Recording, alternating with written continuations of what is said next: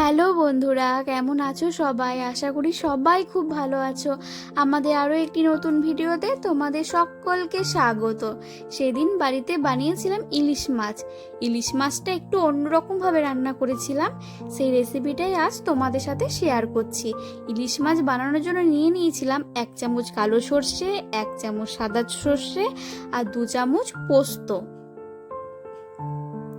আর একটু লবণ দিয়ে দিয়েছিলাম, তাহলে সর্ষেটা তিতো হয়ে যায় না লবণ দিয়ে বাটলে। আর ঝালের জন্য কটা কাঁচা লঙ্কা। এদিকে মাছটা ভাজবো বলে একটু লবণ হলুদ মাছে মাখিয়ে নিলাম। ইলিশ মাছ কাঁচা রান্না করলেই খেতে বেশি টেস্ট হয়, কিন্তু কাঁচা ইলিশ মাছের গন্ধ আমার বর আবার পছন্দ করে না, তাই মাছগুলো হালকা করে ভেজে নিয়ে রান্না করেছি। কড়াই গরম করে তাতে সর্ষের তেল দিয়েছি। তেলটা গরম হলে এক এক করে মাছের পিসগুলো দিয়ে হালকা করে ভেজে নিব।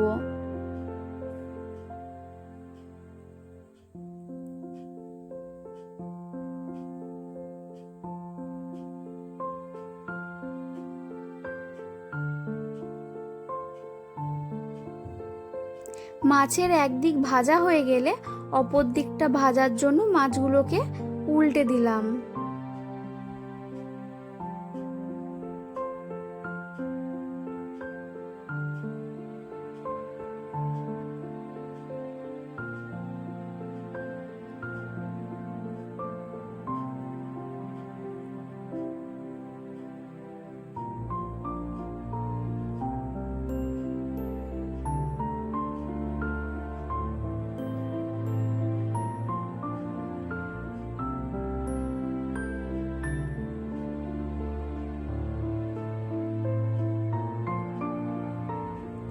এইভাবেই সব কটা মাছ ভেজে নিলাম।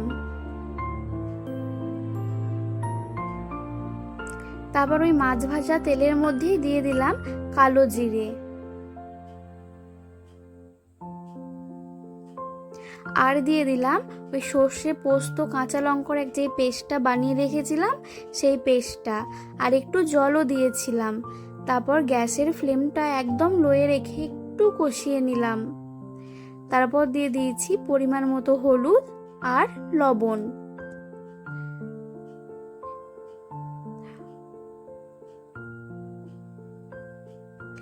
এখানে অল্প করে মশলাটা কষিয়ে নিয়েছি, যাতে মশলাটা বেশি কষালে সর্ষে তিতো হয়ে যায়, তাই অল্প কষিয়ে নিয়ে দিয়ে দিয়েছিলাম পরিমাণ মতো জল।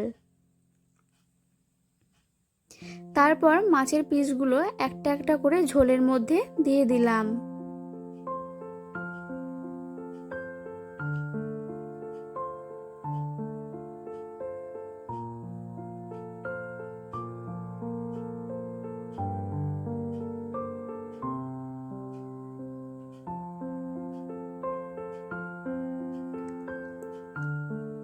আর উপর থেকে একটু কাঁচা সর্ষের তেল ছড়িয়ে দিলাম। আর ঝালের জন্য কটা চেরা কাঁচা লঙ্কা দিয়েছি। তারপর ঢেকে দিয়ে ভালো করে ফুটতে দিলাম। মাঝে একবার ঢাকনা খুলে মাছগুলো উল্টে পাল্টে দিয়েছিলাম, যাতে মাছের মধ্যে ঝোলটা ভালো করে মিশে যায়।